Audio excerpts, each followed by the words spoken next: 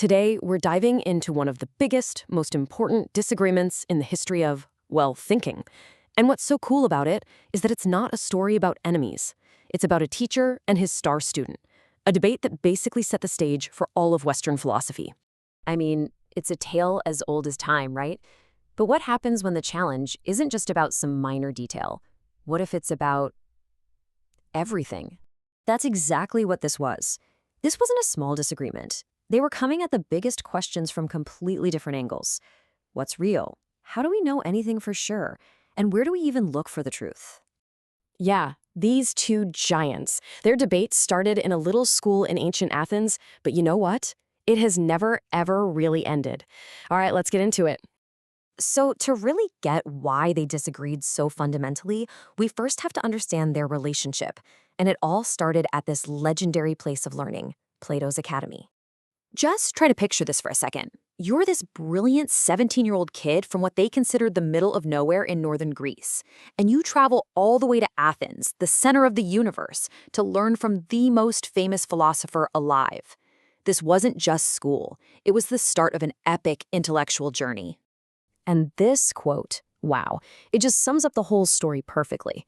You can feel the respect he has for his teacher, right? But you can also feel this fierce independence. For Aristotle, loyalty to his teacher was important, but his ultimate loyalty, that was to the truth, no matter where it led. And look, this wasn't some brief mentorship.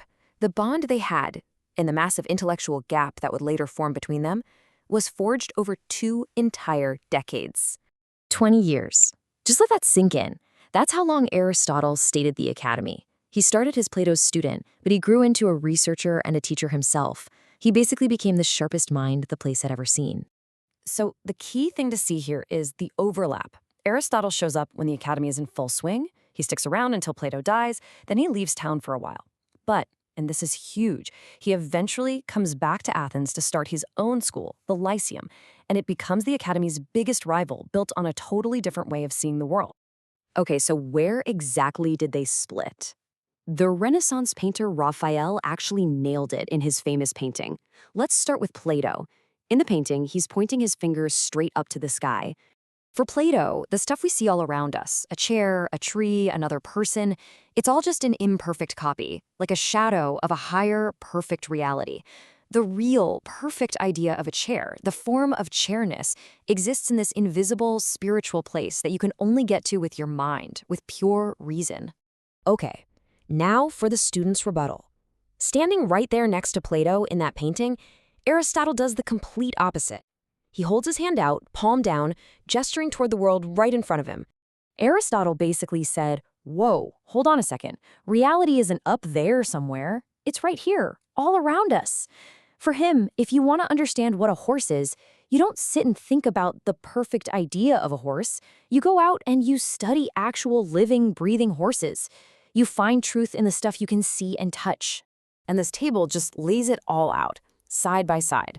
For Plato, reality is invisible. It's above us, and you can only understand it with your mind. For Aristotle, reality is visible. It's all around us, and you get it through your senses. This right here is the great divergence. It's a total split on the definition of what's even real. And this wasn't just some abstract philosophical thing. It really reflected who they were as people. You can kind of think of it as the poet versus the biologist. One guy is soaring up into the clouds with these beautiful metaphors, and the other has his boots on the ground, meticulously sorting through the facts. Plato was the poet. He didn't write dry textbooks. He wrote these dramatic dialogues, almost like plays. He used powerful stories, like his famous allegory of the cave. To get at truths you couldn't just state plainly. His goal was to make you think for yourself, not to just give you the answers. Aristotle, on the other hand, was the ultimate biologist. He couldn't have been more different. He was the great categorizer. This is the guy who dissected animals, who collected and compared the constitutions of different cities, who broke all of knowledge down into separate subjects like logic, physics, and ethics. His writing reads like lecture notes, super systematic, precise, and clear. Where Plato soared, Aristotle sorted. So after hearing all this, you might think they ended up as bitter enemies. But it wasn't about animosity at all. It was actually about a shared and deeply held commitment to something bigger. See, it's really easy to just focus on the verses in Plato versus Aristotle, but they agreed on so much. They both believed that philosophy was the most important thing you could do with your life, that being a good person was the whole point. Their argument was more like a family dispute, held on this huge foundation of shared values. And that brings us right back to this quote. It just captures the whole spirit of their relationship, doesn't it? Aristotle loved Plato, his teacher, his mentor, but he loved the search for truth even more. And that's really the highest ideal of intellectual life, right? That you have to test ideas, even if it means you have to challenge the people you respect the most. So this ancient debate, it's not over. It's still happening all the time. Do you find truth by looking up toward big ideas and universal principles, like Plato, the poet? Or do you find it by looking out at all the specific, messy details of the world right in front of you, like Aristotle, the biologist? When you look at the world, whose vision do you see?